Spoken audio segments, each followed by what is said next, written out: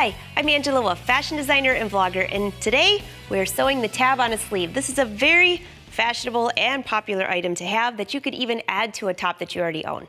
So let me show you how this works. First of all, on your sleeve pattern, I have a marking right here that shows you where that tab goes. So you can measure from the hem up if you don't have that, but I've given myself the same chalk markings. Here's my sleeve head, and this is exactly where the tab placement's going to be. So I'm going to put that to the side for right now. Let's make the tab.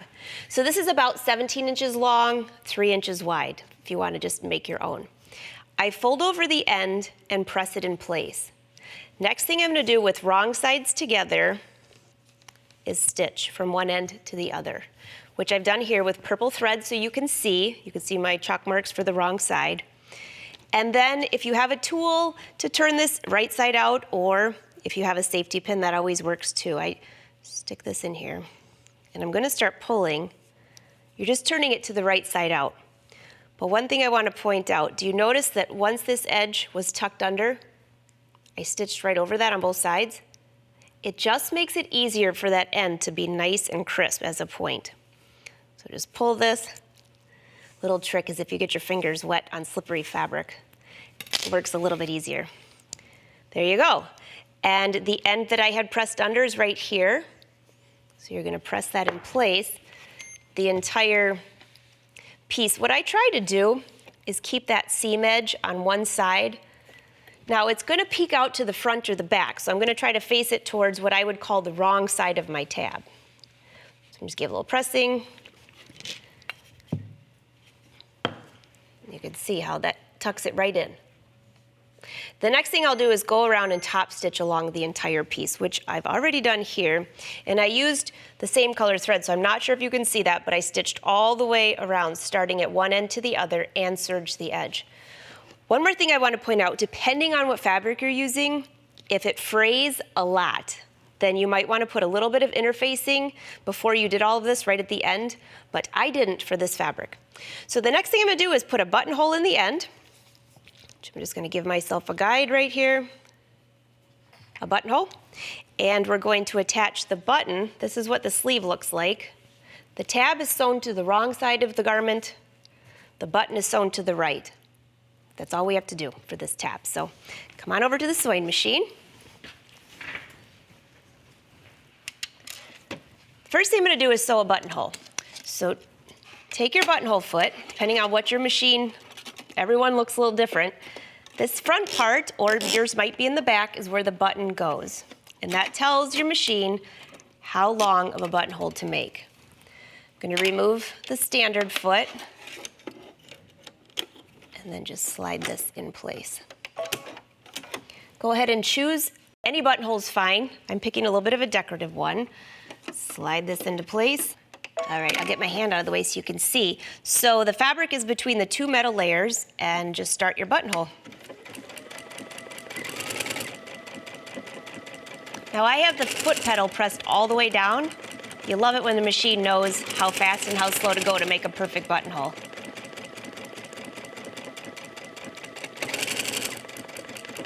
Now while that's stitching, I'm going to find the wrong side of my sleeve, and this is where I'm going to sew that tab.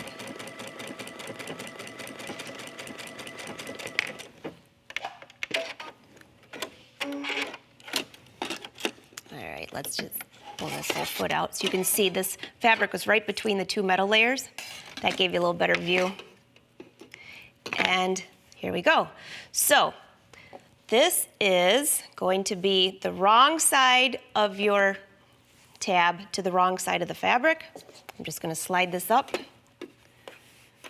throw on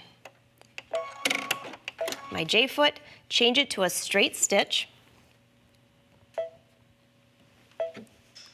and just stitch back and forth a couple times. By the way, if you have one of those fun machines that stitches in different directions, you could make a really cute box on this.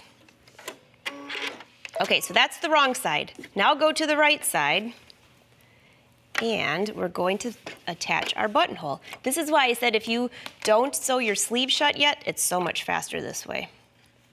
So this is my buttonhole foot.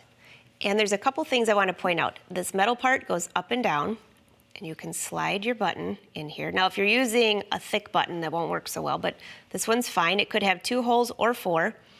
And there's also a little plastic part back here that if you slide back or forward, gives you a shank, which would make your button ride higher. You don't need the shank engaged, so push that to the back, and then just slide this into place.